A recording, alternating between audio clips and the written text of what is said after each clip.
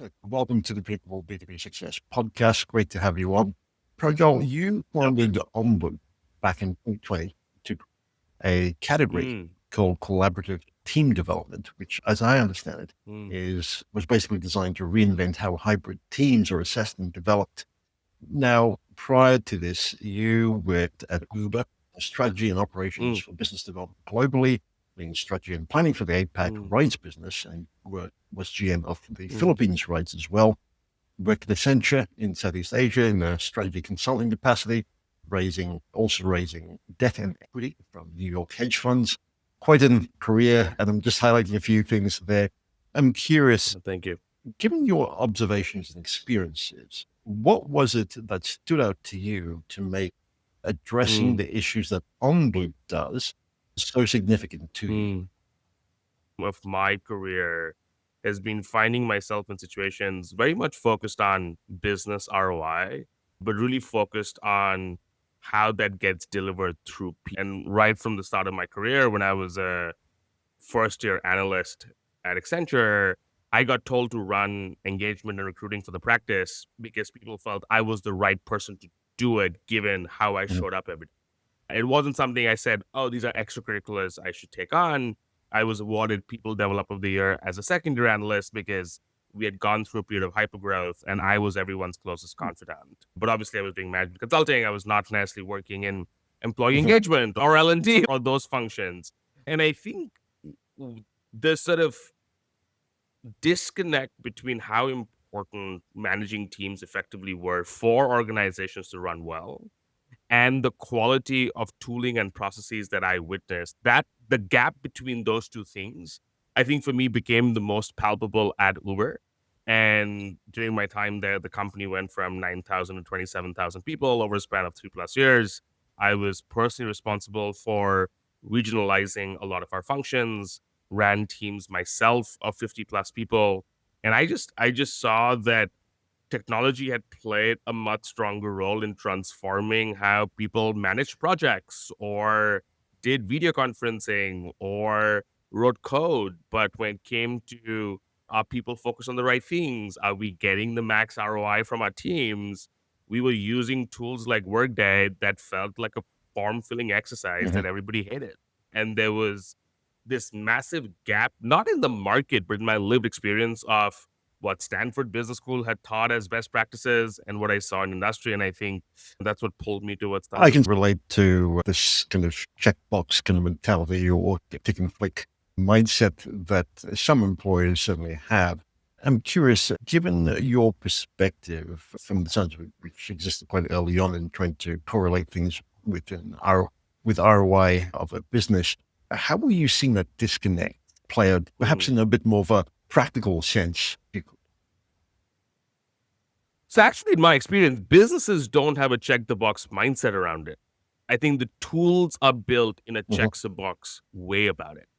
And that's where I saw the gap, right? And an analogy that I use quite often is 15 years ago, people thought that IT and engineering were the same thing.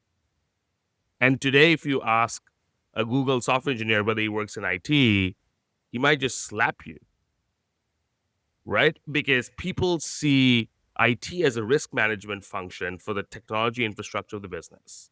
People see software engineering as an innovation function for the business. Now, present day, people think about managing teams and HR in the exact same way. So when I tell people we build products for helping manage on team better, they were like, oh, you mean HR tech? But I'm like, that has nothing to do with HR, right? HR is an administrative function around sort of the policies and processes around humans in the company. But managing teams is about how do we ensure that they deliver on the right outcomes with the right culture. And so I think it is the approaches that we've used to manage teams are essentially HR tools that have been jerry-rigged to manage more effectively.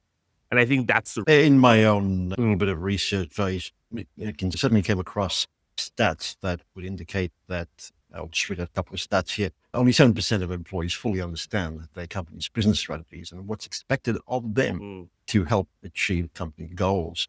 95% of employees do not understand their company's strategy in the first place. 85% of leadership teams spend less than 1 hour per month discussing strategy with their teams. That's just the tip of the iceberg. There's a whole lot more I'm sure we could get into. In terms of, and I'd love to explore this distinction between HR and performance management and people management as well. But I'm also curious, given your journey to date, what would you say is your personal area of strength? I actually did this exercise recently where I looked at a lot of my past feedback. I looked at what are my top tags on the OnLoop app. Looked at sort of stuff that's come out with coaches in the past. I think the thing that comes up probably most consistently in a way that I think is a strength or a superpower that I embrace is the ability to effectively connect disparate dots where others may not see them, and then being able to articulate that on the fly. And in a world where I think AI cognitively is coming after a lot of knowledge worker skills, I think that's an important question everybody should be asking themselves. And even in our 5-layer model of productivity, we think strengths-based feedback is much more important than constructive feedback. People often think about strengths-based feedback as recognition. That's good to motivate people, but actually productivity comes from people being very clear about what their goals are. And we can talk about goals and why 7% of employees don't know what their company strategy is, or 7% of people know. And then B, people then know their superpowers on how they can then achieve those goals, leveraging what's unique about them.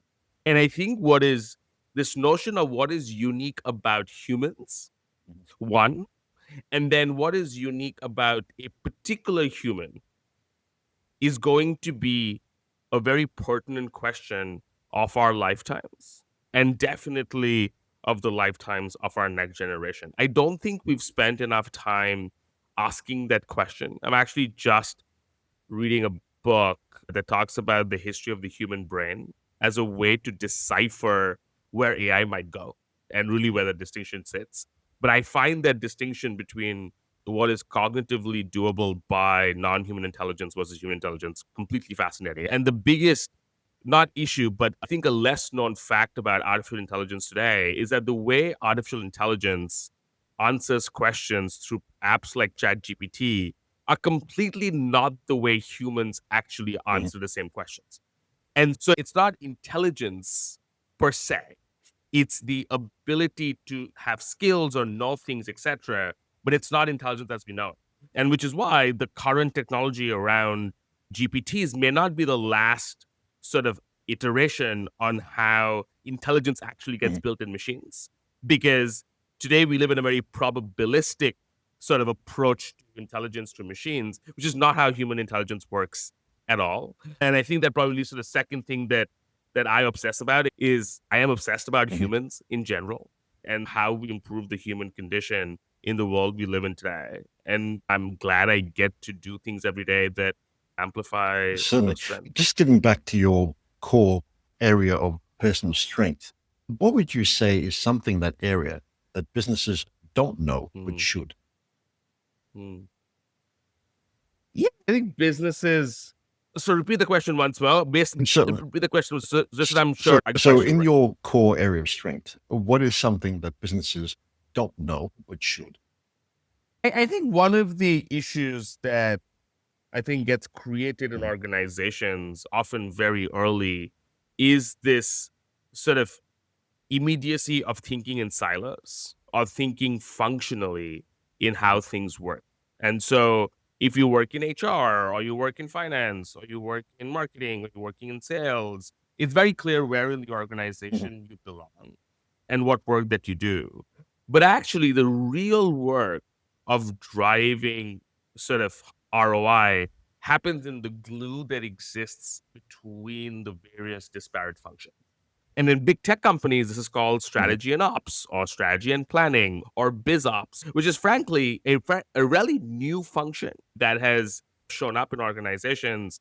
And in many ways, we've started seeing the work that we do as that glue to ensure businesses are well-oiled machines that work well. Now, typically, it's harder to sell those approaches because there isn't always a natural buyer, right? If you're building a sales tool, you go to. If you're doing an engineering tool, you go to. But if you're building better sort of way to make people productive, you actually don't know where you go to because nobody in the organization actually owns productivity of humans in the org. It's definitely not the HR function, and it's not each function because there's the overall productive people is a glue. So often, if a company has a really good COO, has a really good strategy team, and we can go back to your point around strategy, but these functions often are the last that then get built because they're harder to see, but I would argue are the most important if organizations want to scale. So for some of our listeners who are very numbers driven in their approach to building out their businesses or scaling, you're making distinctions between various departments and suggesting that it should be more organic. You've also suggested that there needs to be a clear distinction between what HR would do as opposed to, say, people management. How would you speak to such individuals who probably don't have those distinctions really well mapped out or are struggling to create more of an organic culture within the organization? Yeah, I do believe that if you can't measure it, you can't change it.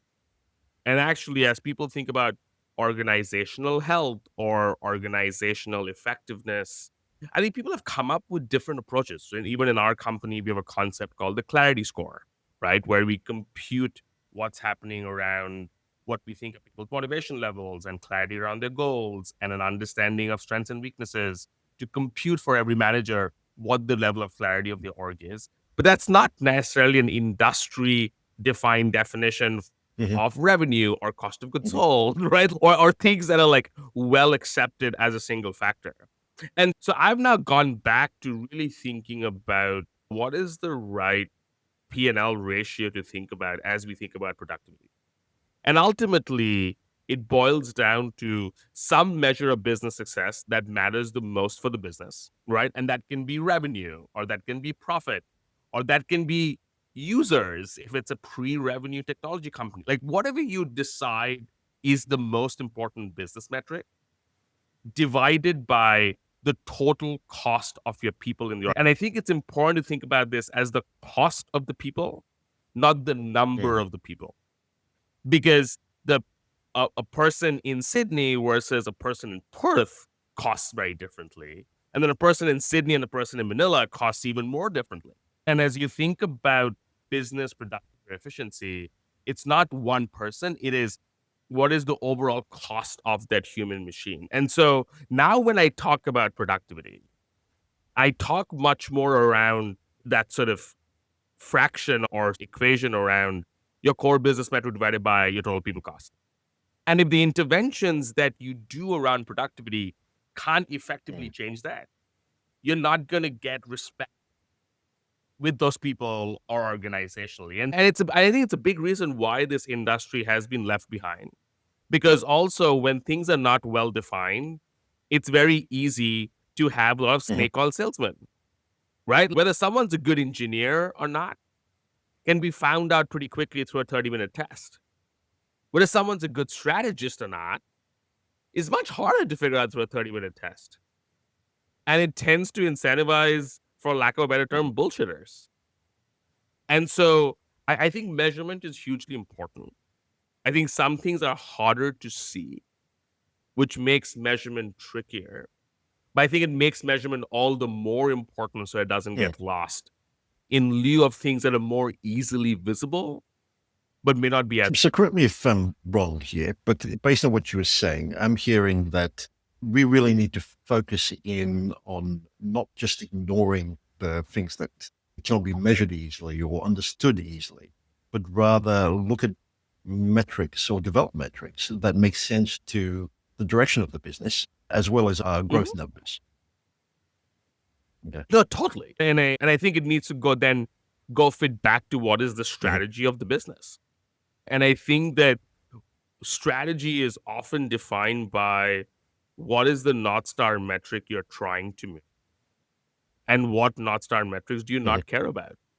Whether you're a VC-backed consumer software company or you're a laundromat or you're trying to take people to Mars, you have a very different definition of what your North Star is. And you can't apply the same formula to each one of them.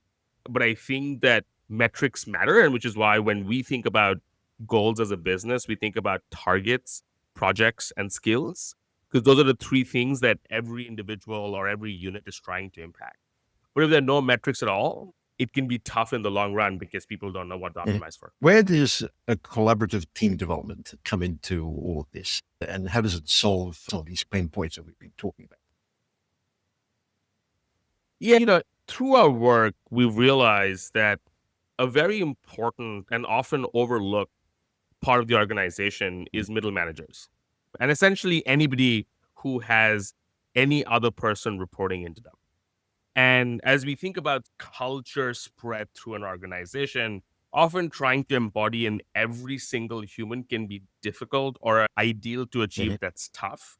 But if it's only in the minds of the founder CEO or just the core leadership team, it's just not enough for the organization to operate in unison. And so we often think about the people manager in the org and every people manager being a very important node in the organization.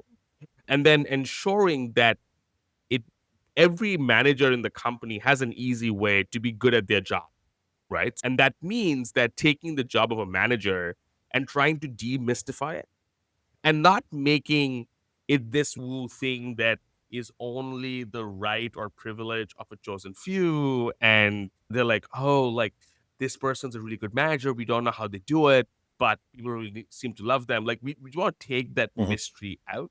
And we take a lot of inspiration from the fitness industry, where being healthy was this sort of unknown blob 10 years ago. But now we know it's largely diet, sleep, and exercise, right? And if we give people simple trackers, be it 10,000 steps on the Fitbit or 3 rings on the Apple Watch or a readiness or a recovery score on Aura or Whoop, it becomes much easier for people to build micro habits around those 3. And so we do the same for productivity, where we define productivity as 5 clear hierarchical layers. At the base of that are 2 what we call foundational layers. So each person's energy and motivation defined as just how full is your battery, right? Doesn't have to be much more complicated than that. And then B, clarity around targets, projects, and skills, and how they link back or cascade up to organizational targets, projects, and skills. And we tell managers that typically if there's a low performer on your team, we guarantee you the problem is at those 2 layers. And doing things like giving people improved feedback or structuring feedback is not going to help them. There are 3 layers on top of that called the sustaining layers. So 1, strengths-based feedback to help people identify superpowers. Improve-based feedback to help people identify blind spots. And then finally, continuous learning and growth. And actually things like constructive feedback and continuous learning are much more important for high performers who have the layers at the bottom figured out versus for low performers. And managers tend to do the exact opposite. When they have a low performer, they'll tend to skip all the levels below and just load improved feedback on the person. And when they have a high performer, they just won't give them any improved feedback. They're like, everything's great. And then when the person says, I'm leaving, they're like, why? They're like, we're not growing and learning. And so we're not challenged. And then we use technology to make each of those levels easy and habitual to do, so that we can actually understand what's going on a day-to-day, week-to-week basis. And really sort of we think that running teams to a weekly cadence is the right cadence. I think there should be certain rituals that happen between a manager and team member on a weekly basis, where it's a quick touch point or a one-on-one or whatever you want to call it, where it's really understanding what's happening across those 5 layers. And we're seeing more and more a role for AI to take that friction out of understanding what's going on those 5 layers and also try to automate a lot of them. So for us, CTD or collaborative team development is an alternate approach to past approaches like OKRs or performance management to manage goals and feedback in teams to drive peak performance and high performance, because we believe that past approaches have failed. And if OKRs were the solution to every problem, we would not be having this conversation today. Like, we don't have a conversation around, how do people talk in organizations? We figured that out. It's solved. Or what project management approach works. Project management is a tried and tested approach that works. But when it comes to goals and feedback, we just been underserved by what has been traditional. On the face of it, I would say what you just described makes sense. I wonder if we could unpack some of the details a bit more. When it comes to Sure. energy and motivation, how are you Yeah. measuring that? Because I would imagine that you could ask a question to a potential employee who might give you an answer, but that answer will not necessarily reflect how they truly feel, given everything else that's going on in their life. How are you Yeah. able to gauge their energy and motivation there? Yeah, and it's a good question, and we've iterated a few times around this, and I think we will keep iterating around it. So I think the first thing is you have to take the stigma away from how you ask that question, right? So if you ask someone, are you stressed, or are you tired, or are you anxious? People's natural tendency is to say no. But if you just ask someone, how full is your battery? People then quickly assess and being like, no, actually, I'm running at 60% today, right? My child woke up at 4 a.m., so I was up for an hour and a half, right? Or I'm operating 100% again because I got a good workout in the morning and I feel good to go, right? And everybody understands how a phone battery works and the fact that it has different levels of charge. And when it's less charged, you've got to recharge it, or else no matter how powerful it is, it dies, right? And we've seen energy checks in the product be incredibly sticky as a behavior, right? And it's a very simple, how full is your battery? 100%, 80%, 60%, 40%, 20%. Now, the next layer is, say for a manager, you find out your team member's battery is at 40%. What do you then do? And what we tell every manager is just bringing awareness to the fact that someone's battery is at 40% is like 65% of the battle done. And if every manager actually brought awareness to where every team member's battery level is at the beginning of a conversation, we'd come a long way in helping productivity, because we've decoupled the conversation around well-being and around productivity. And therein lies the problem too, because your battery level is how well charged you are to then do productive things. So it sits very much at the base. And then the second question is, how do managers develop art of coaching to then ask the right questions to understand what's going on? And that comes with establishing trust, right? And trust becoming a very important currency that exists. And that's where certain things, frameworks or technology can't do. Like, it just needs to be done human to human. And then you ask the right questions around to understand what's going on. And the typically 7 or 8 areas that end up affecting someone's battery level from being at 100% versus 60%. And we give managers suggestions on what are various things that could be happening. But we really also distinguish between the notion of energy versus the notion of well-being. Like this morning, for instance, that 4 a.m. thing was true. So my wife just flew out last night for a 10-day business trip, and our son's been having the 8-month sleep regression. So he's been waking up more in the middle of the night. And for me, it's really easy to have a podcast conversation when my battery's at 40% because it just flows, right? So it's an easy activity to do. But for me to sit down and draw a process map for accounting would be really freaking hard to do if I was operating at 40%, because that's just not my natural state or how I operate. And then that affects what tasks I'm going to be good at on that day, what the chances of my blind spots to show up more glaringly on that particular day. But I wish that we also stop decoupling the conversation between productivity and well-being, because it's one conversation. And which is why we don't use the term well-being, we use the term energy instead. That You certainly have. I'm also curious, in some circumstances, perhaps you have people who are put into management, let's say, or middle management, because they exhibited their ability to do a particular set of tasks or profession. And therefore, the common logic is, if you do it well, you're up now for management. Totally. And they perhaps go into there thinking it's probably the natural progression to be, but then they get stuck into it and they find it's probably not all that they really want and ever wanted. So you've got these reluctant people. I'm curious, are you able through a CTD to help people map out their motivations and help them assess whether they really want to be in the same role as opposed to perhaps moving to a different area? Yeah, look, I think management is a set of behavioral skills. And it's a set of behavioral skills that come easily to certain quote unquote personality types and may not come as easy to quote unquote some other personality types. And obviously, there is a whole plethora of personality tests that exist, right? From MBTI to Enneagram to Big Five and Hogan and blah, blah, blah, right? So we don't really go into assessing a person, but we go look at what are the top tags in terms of superpowers and blind spots around people. And we categorize that as execution, team orientation, leadership and influence, growth mindset, intellectual rigor or thinking, and then mindful awareness or how you show up in the workplace. And if you look at a combination of somebody's tags, and in their superpower category, you see a lot of red in execution and you see a lot of blue in terms of intellectual thinking, but you see no orange or yellow in leadership or influence or teamwork. That person probably needs to do a little bit more work to round out those pieces before they go do that job. Versus if somebody has a ton of yellow and orange tags around leadership and teamwork in terms of what their colleagues are saying about them as the superpowers, they're probably more ready. And how good they are at accounting may not be the right way to think about whether they're ready to take on the accounting department. And the best accountant on the team might want to continue remaining an accountant and not becoming an accounting manager.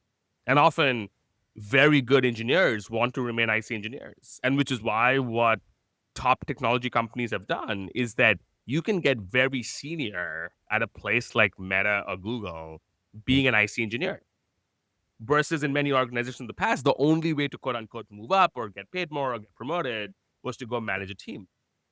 So it was automatic career progression. And they weren't senior levels of individual contributors that exist in organizations. But if you build a career ladder that allows people to become quite senior and quite well paid as an individual contributor, and you have a parallel IC track and manager track, you also self-select a little bit better in terms of what people want. Now, sometimes people might want to manage people, might be terrible at it, right? And that's a different problem to also tackle. But I think at the root of trying to get better at something is, are you motivated to get better about it? And that's a combination of understanding each person's superpowers and blind spots, and then developing the right skill goals if they want to have, say, a project goal around managing a team. Right. And that's how the different layers interact with each other, depending on what the question might be, right? And the question might be, are these 5 people ready for people management? The framework gives you hints on how. So if I understand this correctly, OnLoop is basically a platform that really asks each person a bunch of questions, and you're then tagging and color coding some of the answers in order to provide a bit of a snapshot for managers. Would that be correct? It's evolved, and today we can take in unstructured data through a variety of means. We generally believe in only collecting what we call actively collected data versus passively collected data. We'll never go and troll people's emails or Slack or Microsoft Teams just get an understanding of what's going on. But we can take unstructured input on a 360 basis through WhatsApp or Microsoft Teams or our own, and we can then decipher what's going on across those 5 layers as a result of that unstructured input. And then depending on the use case, so the use case is delivering tough feedback, we can then rewrite it using the right frameworks around feedback, and then also extract skills or competencies from it. I'm curious, I forget the layer above energy and motivation, goals. Goals. Yeah. Oh, when you say goals, are you referring to the alignment between personal goals as well as organizational objectives? Okay. So both, right? So one is driving clarity around every individual's goals around targets, projects, and skills, and then how they link back to a team goal or an organizational goal. And what we've seen is that most companies come to us having tried to implement an OKR framework or a balance scorecard or a KPI or an MBO or some sort of structure that hasn't worked. And it hasn't worked because each of those structures have typically been built for the organization, and then they've been jerry-rigged to be applied to the individual. And that's why it doesn't work. Versus when we've thought about goals as an organization, we've inherently thought about it more bottoms up in terms of how do you then drive clarity for every person, and then you drive alignment by linking. And we've now seen businesses of 200 to 500 people massively transform by applying CTD, especially around goals, because it ends up solving two very big problems that have been massively also exacerbated by hybrid work. So one, as you said, people don't know how their work contributes to the bigger picture, which affects both motivation as well as engagement, which then affects productivity. And then B, as leaders, you don't know whether your big sort of strategic goals will actually get delivered because you don't know how they're breaking down through the organization. So Seek Now, which is a 300-person insurtech out of Louisville, Kentucky, is probably an example that we point towards quite often, where we've been working with that company for the last sort of year or so, where we've made it significantly clearer to their leadership team on how their sort of strategic objectives filter through the org and whether those are staying on track or off track and how that's evolving. And then that's what they use in their monthly leadership meetings to review that. And it gives a much cleaner, easier snapshot into what's going on in your company, which has been one of the biggest challenges of hybrid work. And that discomfort around where are things and what's happening is what's driving a lot of leaders to ask people to come back into the office. And we believe that if you can create that clarity and visibility using technology, people will not be as anxious. And so there is more a productivity paranoia problem than a true productivity problem. And we can solve both through the right approaches. Certainly. Okay. So your executive leadership is also getting a bit of a snapshot across what's happening with their teams. Obviously, coaching is an element required to fill in the gaps. Are you just recommending areas for coaching, or do you actually provide micro steps or habits, encourage micro habits to fill in the gaps with areas that need coaching? So I think coaching is a very, let's call it, misused word in business.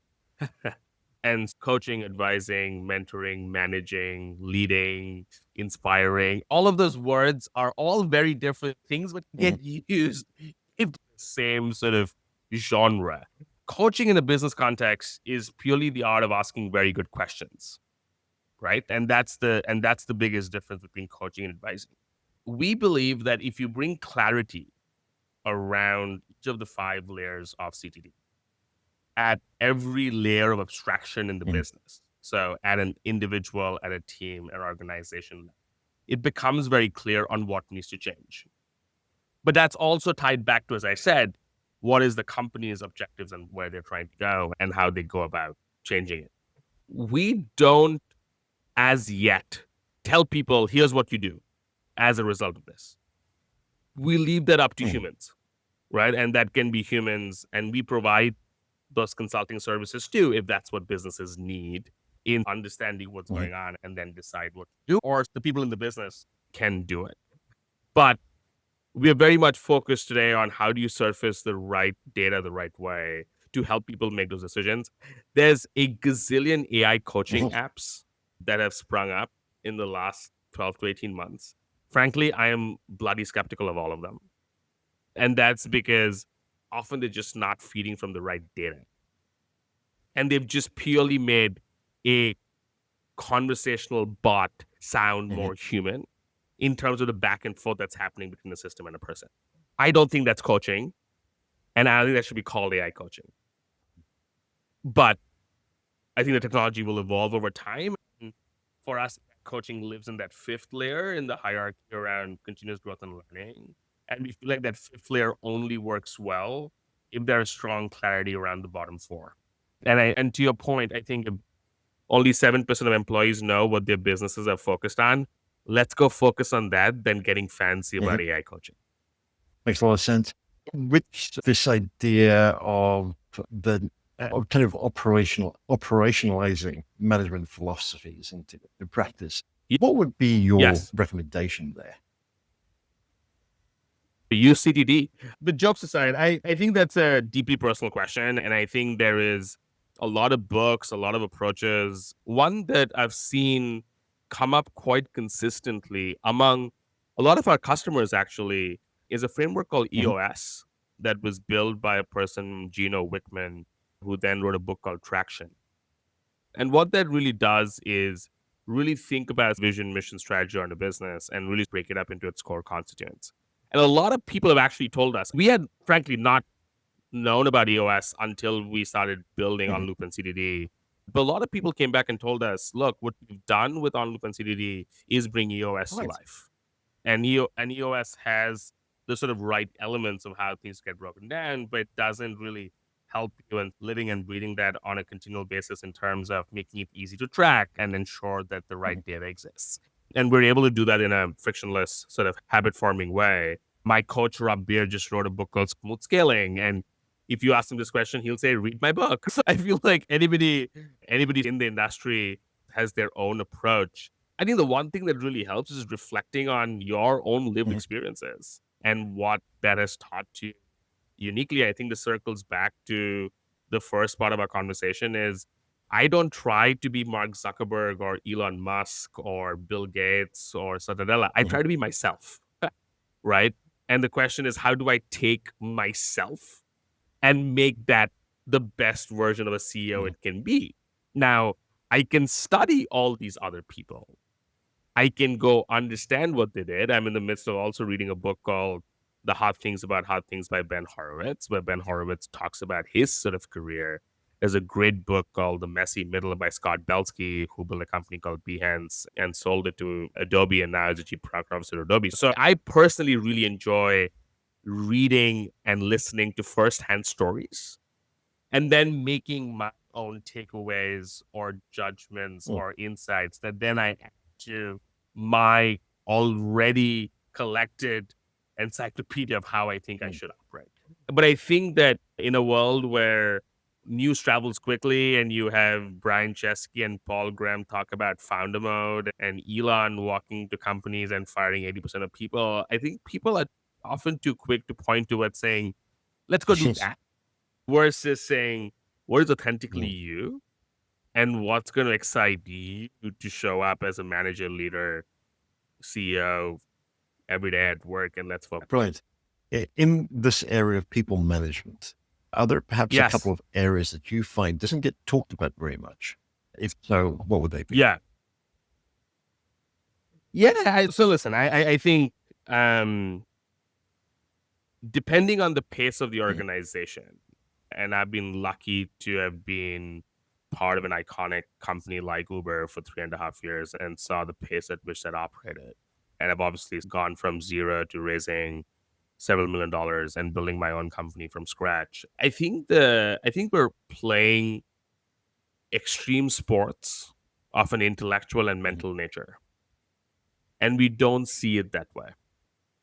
Versus if someone's trying to run a triathlon or someone's trying to climb Mount Everest or do physical adventures or sort of mhm, endeavors, they think about training and they think about working out and they think about getting a fitness coach.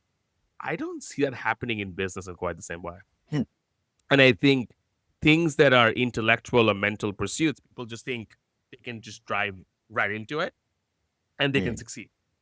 And the reason why, quote unquote, so many startups fail and businesses fail is that I think people go into it blind and then figure along the way. And I guarantee you, if all the people trying to climb Mount Everest did that blind, we'd have a lot more people dying mhm, at Mount Everest. And the reason we don't have a ton of people dying is because they spend years getting ready for it. Versus if people are going to start a business or raise money, they're like, yeah, let's go do it. And I think there's just a lack of preparation and a lack of training because it's not seen in mhm, the same way. And we still have a stigma around going and working out in the gym versus taking care of your mental health. Why don't we celebrate going to a therapist the same way as celebrate someone going to the gym? Why is something wrong with you if you go to a therapist, but something's right with you if you go work out in a gym? And I think mindset and mental sort of agility and equity is everything when it comes to building businesses or building organizations. And I just think that's overlooked. Brilliant points there. I'm also curious, you've been running for about 4 years now. Obviously started at a time when things were a bit iffy with COVID in 2020, but I would imagine that you found some traction given the hybrid nature of work time. I'm curious, given how things are today, what's driving revenue growth, or what's the biggest factor that you would point to in terms of driving revenue growth there for OnLoop? Yeah, it's a good question. And actually, although 2020 was an iffy time from what was happening in the world, it was actually a fantastic time to start a company and raise money. And 2020, 2021 was some of the frothiest times for startup fundraising. And I tell people I've been lucky that in the first 4 years of being an entrepreneur, I've seen massive swings in economic cycles, in funding cycles, because a lot of people go through sort of long phases of bull runs and then get completely caught off guard 15 years down the line when they've only seen one mode of operating. And we've run into our fair share of roadblocks and challenges. I think what really drives, so one of the theses that I have is that many B2B businesses, if they're trying to be a venture scale business or venture backable business, are forced into becoming software only businesses too early in their journey. And that's because a spreadsheet junkie at the growth stage needs to assign a different multiple to you if you're a software company or a services company. And I think that distinction shouldn't exist for B2B companies in the early stage. Question is, what problem are you solving? And what is the right approach to solve that problem? And I think what we found is in the problem that we're solving, this is both a technology and a human problem. And we need to solve both. And therefore, we see ourselves much more as a tech-enabled services company than we do as a software company. And I think that has completely changed the profile of our business and actually allowed us to have our first cash flow break-even month last month. And I don't think we would have survived if we had been doggish about remaining a software-only company. So if I'm hearing you correctly, the perception of you being a tech-enabled services company has really led to, I guess, a mind shifting with some of your potential clients in terms of them being more open to trying you and your platform out?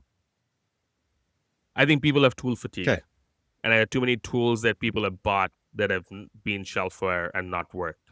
So if someone says, here, I have a tool to solve all your problems, people are very skeptical of that promise.